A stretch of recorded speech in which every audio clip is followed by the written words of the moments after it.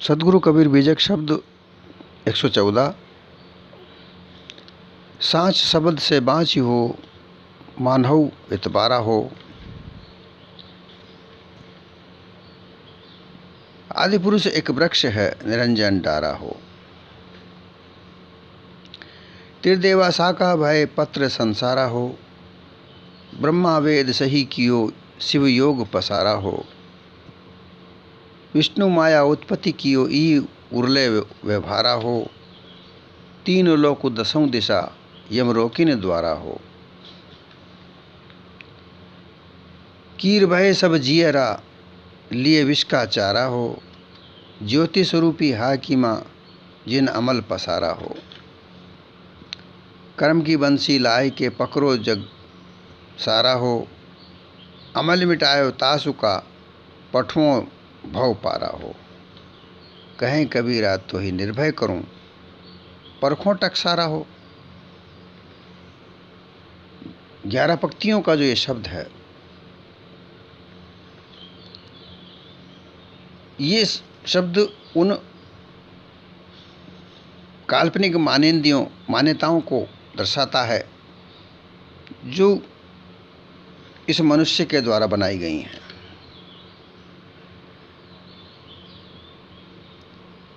शब्द 113 में कहा कि सांचे से भागा फिरे झूठे का बंदा। अर्थात ये जो मानव है, ये मानव अपने स्वार्थ में इतना बंध गया है, ये स्वार्थ सिद्धि के लिए, स्वार्थ सिद्धि को ही सब कुछ मानकर और स्वार्थ सिद्धि को ही अपना जीवन की सफलता का आधार मान रहा है। स्वार्थ सिद्धि में मान सम्मान, धन, वैभव, ऐश्वर्य, जीवन, ये उसे हर जगह चाहिए। चाहे वह व्यापारी हो, उसे अधिक लालच चाहिए, अधिक लाभ चाहिए। कोई नौकरी पेशा है तो उसको उस वेतन से ज़्यादा और पैसा चाहिए, जो रिश्वतखोरी का रास्ता है। किसान खेती कर रहा है, लेकिन उसको भी वहाँ लालच हो गया और वह वही उपज करना चाहता है, वही पैदावार करना चाहता है जिसमें उसको ज़्यादा से ज़्यादा धन प्राप्त हो। अर्थात ज़्यादा से ज़्यादा धन कमाने की लालसा, परिवार में सुख वैभव, सुंदर स्त्री का भोग, ये लालसाएं ज़्यादा बढ़ गई हैं। और ये स्वार्थ सिद्धियां, इन्हीं को सब परिपूर्ण करने के लिए, इन्हीं को प्राप्त करने के लिए वह स्वार्थ सिद्धियां करता है और सत्य का मार्ग त्याग कर और असत्य के मार्ग पर चलने लगता है। वो झूठ से बंध गया है। और ऐसा लोग कहते भी देखे जाते हैं कि झूठ तो बोलना पड़ता है, झूठ बगैर काम नहीं चलता। बताइए, सत्यमेव जयते, सत्य की जीत जय होती है। मुंह से ये भी कहते हैं कि सत्य हक की विजय हमेशा होती है, और ये भी कहते हैं कि असत्य के बगैर काम भी नहीं चलता, झूठ तो बोलना ही पड़ता है। जबकि झूठ सबसे बड़ा पाप है। दया धर्म का मूल है और पाप अभिमान का मूल है। हमारे अंदर अभिमान भरा पड़ा है, मैं हूँ, मेरे जैसा कोई और नहीं है, मुझे ये चाहिए, चाहे कितना पैसा लगे, चाहे कुछ भी हो जाए, मार काट, कुछ भी छल कपट करना हो, लेकिन ये यहाँ की जो विधायक सीट है ये मुझे जीतनी है, सरपंच मुझे ही बनना है, ये नौकरी मुझे प्राप्त हो, चाहे कितने लाख रुपए रिश्वत दी जाए। लाखों रुपए रिश्वत देकर अगर कोई नौकरी प्राप्त करेगा तो फिर लाखों रुपए रिश्वत से वो प्राप्त करेगा, सच्चे यथार्थ नहीं रहेगा। इसी तरीके से सारा जीवन मानव का झूठ की तरफ है, सच की तरफ नहीं है। और वो यही कहना चाहते हैं, सतगुरु कबीर कहना चाहते हैं कि सार शब्द से बाँची हो मानव एतबारा। हे जिज्ञासु लोगों, जिज्ञासु जिनको कहा जाता है कि जो ज्ञान अर्जन करने की जिज्ञासा रखता है, जिसे ज्ञान चाहिए, सत्य यथार्थ ज्ञान। अब ज्ञान रोचक ज्ञान भी है, भयानक ज्ञान भी है और सत्य यथार्थ भी ज्ञान है। सतगुरु यह सत्य यथार्थ ज्ञान देते हैं। वो कहते हैं कि सार शब्द से बाँची हो मानव एतबारा। सार शब्द है, इसी से जीव का कल्याण है। सार शब्द निर्णय को नाम जा से होवे जीव को काम, ये सतगुरु कबीर ने कहा है। सर्वप्रथम शब्द है साँच, सच बोलना, ये सार शब्द है। जीवन का आधार सच होना चाहिए, सत्य, सच बोलना, झूठ नहीं बोलना, ये आधार होना चाहिए। दूसरा है विचार, विचारपूर्वक किसी भी कार्य को करने के पूरे विचारपूर्वक उसका आगा पीछा हानि लाभ का विचार करे। दया, हमेशा हृदय में दया रखे, अपने कार्य से किसी को कष्ट ना हो। समभाव, हर एक का कष्ट समझे। धैर्य रखे, धैर्य के साथ शांतचित्त होकर विचार करे। शीलता अर्थात मानव व्यवहार के साथ, मानवता का व्यवहार के साथ, सदाचार के साथ मानव जीवन करे। ये 5 साँच, विचार, शील, दया, धीरज, ये 5 जो सार शब्द हैं, इनके आधार पर अपने जीवन को बनाओ, बाँची हो। अर्थात अपने जीवन को इस 5 सार शब्द के आधार पर ही वाणी, विभिन्न प्रकार की जो भ्रम धोखे की वाणी बनाई गई हैं। वाणी बहु प्रकार का, जिनका आदना अंत, जो है अपने काम की उसका करो साधन। भवबंधन का धोखा, वाणी जाल है। मानव व्यवहार ये जाल है। सत्य उपदेश बीजक के सार शब्द से जो मैं कह रहा हूँ, जो मैं इशारा दे रहा हूँ, इसका एतबारा करो, इसे निश्चय करके मानो। वाणी खानी 2 जाल हैं, इनसे निस्तारा करने के लिए, इनसे निपटारा करने के लिए सार शब्द अत्यंत आवश्यक है। साँच के साथ चलो, झूठ को त्याग दो। झूठ के साथ मत बंधो, झूठे का बंधा मत बनो। सच के साथ चलने वाले सत्य यथार्थवादी मानववादी लोग बनो। तत्वमसी आदि, जो तत्वमसी का जो उपदेश दिया जाता है, तत्वमसी शब्द, इसका उपदेश वेदांत में ज़्यादा चलता है। इसके 3 पद बनाए गए हैं, तत्पद ईश्वर, तोपद जीव, असीपद ब्रह्म।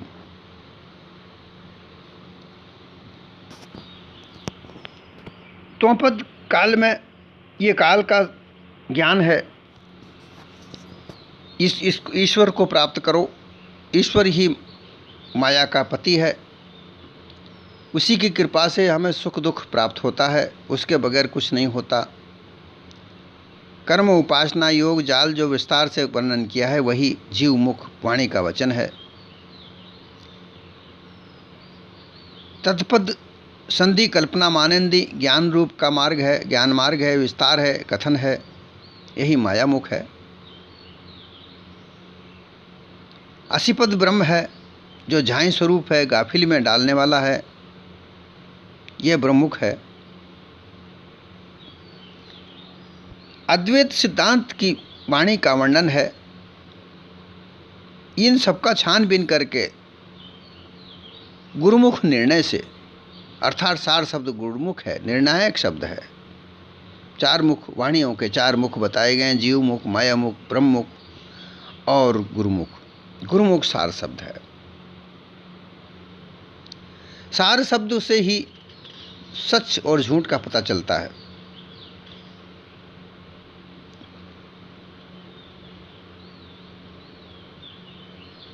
जीवमुख जो वाणी है वो ईश्वर के लिए होती है। राम नाम अति दुर्लभ मोर ते नई काम, आदि अंत और युग युग मोय राम नाम से काम। ये जो जीवमुख है। माया मुख में सुमरई करो राम का, छाणव दुख की बास। तरु ऊपर के चाप है, जैसे कोलू कोटि पिचास। ये माया मुख है। ब्रह्ममुख में मैं सिरजों में जारों में, जारों में माँ खुआऊँ, जल थल माई रम रयो मोर निरंजन नाम। ये ब्रह्ममुख वाणी है। गुरुमुख वाणी में ये सब सतगुरु कबीर के शब्द हैं। उन्होंने समझाया है। गुरुमुख में कहा जाता है, चीन चीन का गावो बोरे, वाणी परी न चीन। आदि अंत उत्पत्ति प्रलय आपू ही कई दिन। बिना गुरु ज्ञान नहीं होए, खसम कहीं मिली बात। युग युग सो कई आविया, काहू न मानी बात। सदगुरु कहते हैं, सार शब्दों को गुरु सदगुरु करू जो गुरु हैं वो युग युग से कहते आए, लेकिन उनकी किसी ने बात नहीं मानी। और काल्पनिक वाणियों में फंसकर,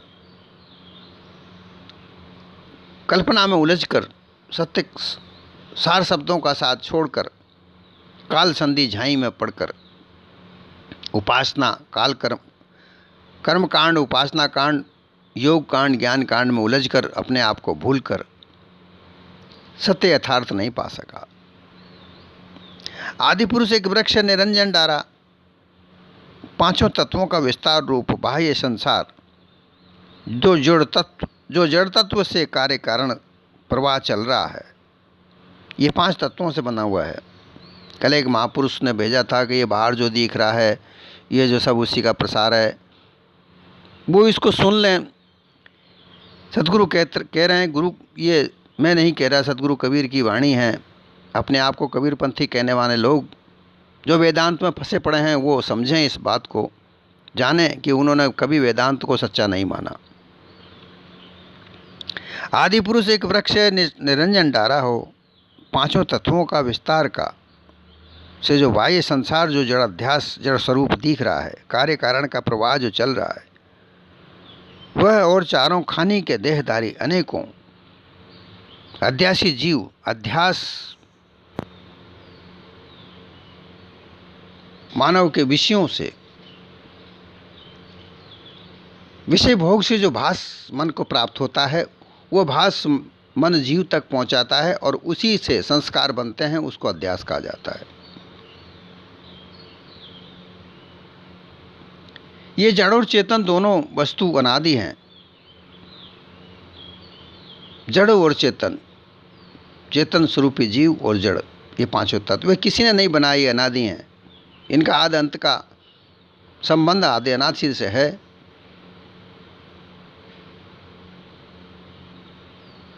जड़ बिन चेतन रहे अकर्ता, चेतन बिन जड़ रंग नहीं भरता। इनका दोनों का आदि अनादि का संबंध है। जड़ और चेतन का दोनों का संबंध है, लेकिन इसमें व्याप्त नहीं रहता। चेतन इसमें अगर व्याप्त है तो फिर वो माया स्वरूप हो जाता है, फिर अल्पज्ञ हो जाता है। अन्यथा तो जीव ही सर्वसामर्थ है। इस जीव को ही ईश्वर, ब्रह्म, परमात्मा की उपाधियां दी गई हैं। सदगुरु कबीर ने कहा है, जीव ही से सब होते, जीवे पुरुष अनादि। जीव बिना शिव नहीं, जीव सबन की आदि। ये जीव सब जो भी कुछ बन हुआ, जीव और जड़ और चेतन दोनों के मिलन से जो कुछ होता है, इसमें ईश्वरवाद, ब्रह्मवाद, परमात्मावाद, ये सब काल्पनिक बातें हैं।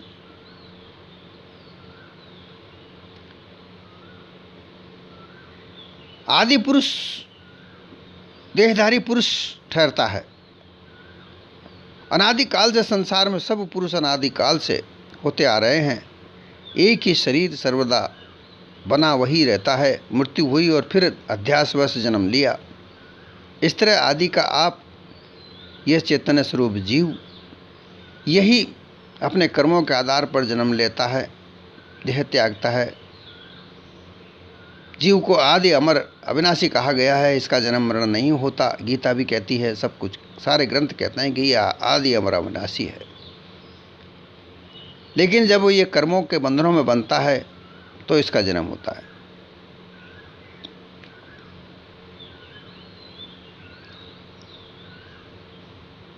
पुरुष रूप मनुष्य प्रथम अनुमान कल्पना, इसी मनुष्य ने कल्पना कर कर के विभिन्न प्रकार की वाणियों को रचना की, जबकि इसकी निज वाणी जो सत्य सार वस्तु जो वाणी है वह इसके लिए एक वरदान है।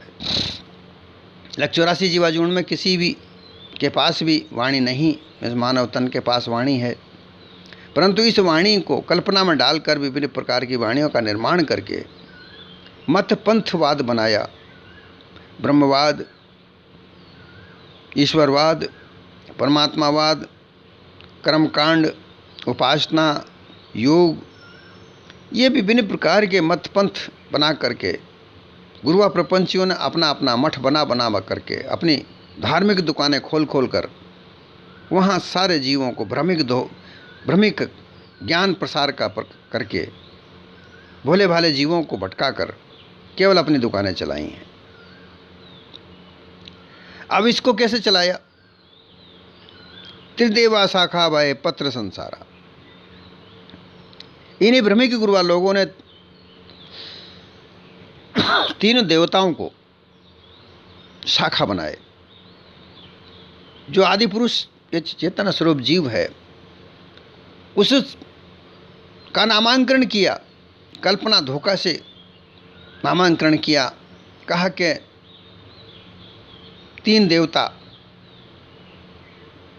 जो हैं वो ये शाखाएं हैं अलग अलग, ब्रह्मा कर्मकांड, विष्णु उपासना कांड, शिव योग कांड के प्रवर्तक हैं। ब्रह्मा जो हैं रजोगुणी हैं, विष्णु सतोगुणी हैं और शिव तमोगुणी है। ये अर्थ बिल्कुल असत्य बैठता है। रजोगुण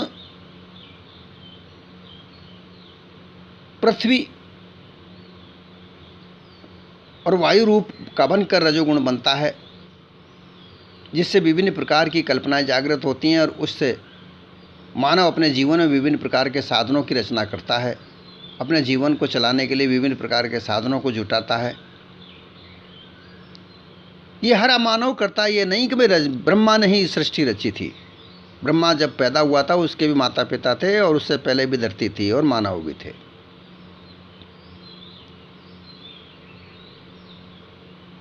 ये कहाँ पैदा हुआ था, इसके माता पिता कौन थे, ये सब जानकारी में है। लेकिन इसके पहले भी लोग थे, इसने कोई सृष्टि नहीं रची, सृष्टि इससे पहले ही थी। रजोगुण का मतलब है मानव अपने जीवन में विभिन्न प्रकार के साधनों की रचना करता है, वो मानता है और उनको इकट्ठा करता है, अपने जीवन में उनको जोड़ता है। सतोगुण विष्णु को बताया, ये भी गलत है। सतोगुण का ये अर्थार्थ होता है कि सत्य राह पर चले, जो साधन उसने इकट्ठा किया, जो साधन उसके जीवन में जोड़े, उनको संरक्षण करे, उनको साथ रखे, बनाए रखे। तमोगुण का मतलब है कि जो साधन नष्ट होने लायक हैं उनको नष्ट करे, उनका परित्याग करे। इस तरीके से मानव जीवन की मुख्य रूप से 3 प्रकार के साधन होते हैं। सृजन जिसको कहते हैं, नए नए साधनों का सृजन करना, ये रजोगुण है। उनका पालन करना, उनको उपभोग करना, ये सतोगुण है। और उनसे त्याग देना, ये तमोगुण है। ये 3 शाखाएं बता करके ब्रह्मा विष्णु महेश का इनका अधिकारी बनाया, ये कल्पना है। ब्रह्मा विष्णु महेश भी अपने अपने जगह, अपने अपने उस जमाने के अपने अपने ज़माने के महापुरुष थे। वो महापुरुष थे, इसका मतलब ये नहीं हुआ कि उन्होंने संसार को अलग अलग तरीके से रचाया। इसका भी एक भेद है कैसे रचाया था, क्या था, वो अलग बात है। बाकी कोई धरती पृथ्वी अलग उन्होंने नहीं बनाई। ये धरती पृथ्वी इनके पहले से ही थी। विष्णु का जन्म कहाँ हुआ, उनके माता पिता कौन है, ये भी है। शिव कहाँ पैदा हुए, इनके माता पिता कौन है, ये भी है। सबके अपने अपने, बिना माता पिता कोई नहीं जन्मा।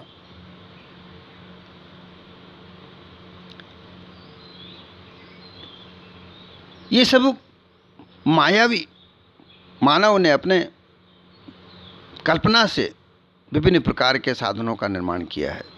जैसे जैसे इसकी बुद्धि बढ़ती गई वैसे वैसे, वरना तो ये मानव कभी जंगलों में वनमानुष की तरह रहा करता था।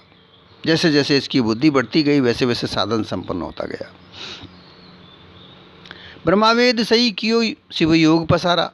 अब फिर कहा है कि ब्रह्मा ने योग वेद लिखे, गलत बात है। कोई ब्रह्मा ने वेद नहीं लिखे। वेद लिखने वाले अलग अलग, ऋग्वेद, सामवेद, यजुर्वेद, अथर्ववेद, इनके लिखने वाले अलग अलग ऋषि थे। अंगिरा ऋषि ऋग्वेद के रचयिता थे। अग्नि ऋषि यजुर्वेद के रचयिता थे। आदित्य ऋषि अथर्ववेद के रचयिता थे।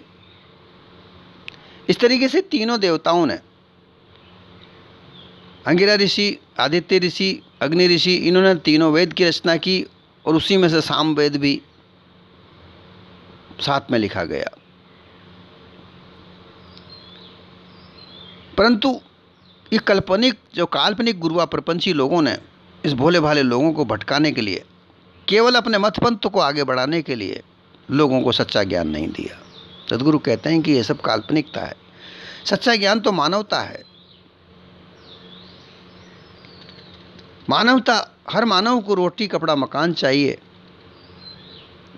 और उसके लिए धन कमाने का साधन चाहिए।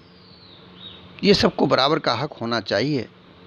परंतु ये गुरुआ प्रपंची लोगों ने जाति पाति, ऊंच नीच, वर्ण व्यवस्था का फैलाकर सबको अपने अपने अधिकारों से वांछित कर एक वर्ग विशेष को सर्वोच्च घोषित किया। ब्राह्मण सर्वोच्च घोषित किया गया, ये गलत है। ब्राह्मण कोई जाति विशेष नहीं थी। ब्रह्म जानामि स ब्राह्मणा, जन्मे न जायते शूद्रा, जन्मे न जायते ब्राह्मणा, संस्कारेण विप्र उच्यते, वेद अभ्यास विद्या जानामि ब्रह्म जानामि स ब्राह्मणा। कर्मों से, जन्म से कोई ब्राह्मण या शूद्र नहीं होता। संस्कार से विप्र होता है, अर्थात विद्वान होता है, पंडित होता है। और जो ब्रह्म को जाने वो ब्राह्मण होता है। और ऐसा हुआ भी है।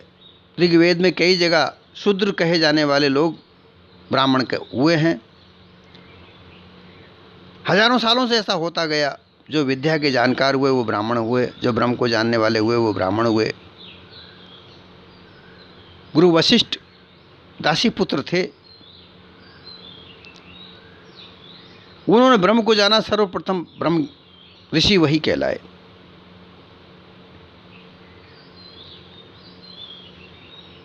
विश्वामित्र ब्राह्मण कहलाए, राज ऋषि कहलाए। वो राजा के पुत्र थे। राजपाट को छोड़कर ब्रह्म ऋषि हुए। शिव को योग का अधिष्ठाता माना जाता है, प्रेरक माना जाता है।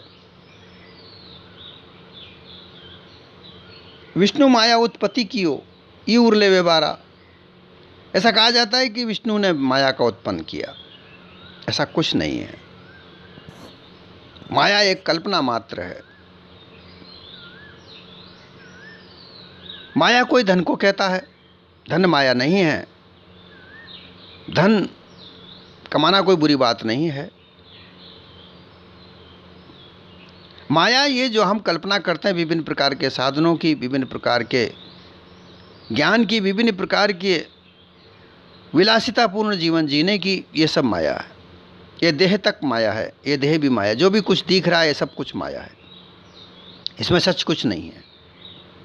ये सब उर्ले व्यापार, ये सब यहाँ कल्पना के व्यवहार हैं। मानव जीवन में जो काम आने वाले व्यवहार हैं, ये झूठ भी हो सकते हैं, सत्य भी हो सकते हैं। 3 लोकों की रचना की गई, कहा गया कि ऊपर आसमान में भी कोई ईश्वर बैठा है,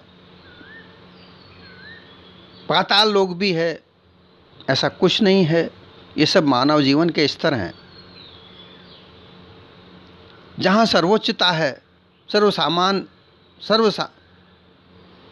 सर्वोच्चता जो विलासपूर्ण जीवन जी रहे हैं उनको स्वर्ग माना जाता है। जो मध्यम वर्ग हैं, जो साधन संपन्न हैं, कुछ साधन संपन्न हैं, कुछ नहीं हैं, वो मृत्यु लोक है। और जो सर्वनिकृष्ट सबसे नीचे जो माने जाते हैं वो पाताल लोक है। और फिर वहाँ मान्यता रख दी कि यम द्वार जो है वो वैकुंठ नहीं जाने देता है, वो उसने द्वार रोक दिया है। जो कर्मकांड करेगा, जो ब्राह्मणों को बताए गए कर्मकांड को करेगा, होम यज्ञ करेगा, वही वैकुंठ जाएगा। ऐसी ये सब बातें कल्पना से भरी पड़ी हैं, इनमें कोई सत्य यथार्थ नहीं है। मानवता से व्यक्ति अगर अपना जीवन जीता है तो उसका स्वर्ग यहीं पर प्राप्त हो सकता है। छल कपट पाखंड से निकलकर सत्य यथार्थ रास्ते पर चलकर सच्चा मानव जीवन जिए, मानव धर्म को अपनाए। इसमें हिंदू ना मुसलमान ना सिख ना ईसाई कोई धर्म नहीं, केवल मानवता होनी चाहिए। ये सच्चा सर्वश्रेष्ठ धर्म है। कीर बहे सब जिए ना लिए विषय का चारा हो, अबोध मनुष्य जीव जिधर गए उधर ही कीर यानी कि तोता सुग्गे समान चक्कर चंचल मूर्ख आसक्त अविचारी मन बन गए। जैसे तोता फल के लालच में नलिका में बंध जाता है, उसी तरीके से ये जो कीर लोभ लालच में पड़े हुए निर्जीव तोतेवत भ्रम धोखे में पड़कर बंधे पड़े हैं। मान मान आनंदी आवा, अपने आप ही बंधावा। अपना जीवन जो बंधा हुआ मानव ने बनाया, ये खुद अपने आप बनाया, ये किसी ने नहीं बनाया। लोभ लालच में फंसकर खुद अपने आप को खुद ने उलझाया, ये किसी से बंधा हुआ नहीं है। ये अपने जीवन में से लोभ लालच निकाल दे, मोह निकाल दे तो ये निर्बंधन है। लोभ लालच की जिंदगी ही इसको बांधे रखी है। ज्योति स्वरूपी हाकिमा जिन अमल पसारा, ज्योति स्वरूपी ये प्रचंड उन्मत्त क्रोध में लालच में बने हुए जो लोग, जिनका कुछ कारण किसी का कोई कार्य नहीं होता तो क्रोध में भरकर अग्नि के समान दंड देने को उद्यत हो जाता है। जो बात नहीं मानता उसे मारते हैं, पीटते हैं। आजकल यही हो रहा है। अमल पसारा, अपनी अपनी मानिंदियों को बना करके उसको पसारा किया। उसको मानने के लिए लोगों को, भोले भाले लोगों को, जीवों को बाध्य किया जाता है। जो नहीं माने उसको दंडित किया जाता है। फिर कर्म की बंसी लाए के पकड़ो जग सारा। कर्म कांड, लोगों को ये कहा जाता है कि तुम्हारे पिछले जन्मों का कर्म है, इसलिए तुम ये छोटी जात वाले बने हो। हम सर्वश्रेष्ठ कार्य वाले हैं, इसलिए हम ब्राह्मण बने हैं या राजपूत बने हैं या वैश्य बने, हम ऊंची तुमसे ऊंचे हैं।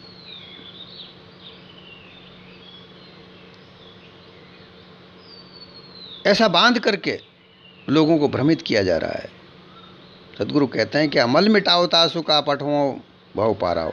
ये जो अमल है, ये जो मान्यताएं हैं, ये सत्य यथार्थ नहीं है। सत्य तो यह है कि मानवता सब भूल चुके हैं, दया भूल चुके हैं, विचार भूल चुके हैं, सच का रास्ता भूल चुके हैं। इन सार शब्दों को मानकर और अपने मानव जीवन को बनाने की कोशिश करो। अगर इस मानव जीवन को बचाना है, मानवता को संरक्षण के लिए धर्म का विकास हुआ है, सांच विचार शील दया धीरज इनको धारण करके निर्भय हो जाओ। तो मैं तुझे विश्वास से कहता हूं कि भव पार कर दूंगा। ये भव पार तेरी मानी हुई मानिंदी झट छल कपट की है, इसे त्याग दे।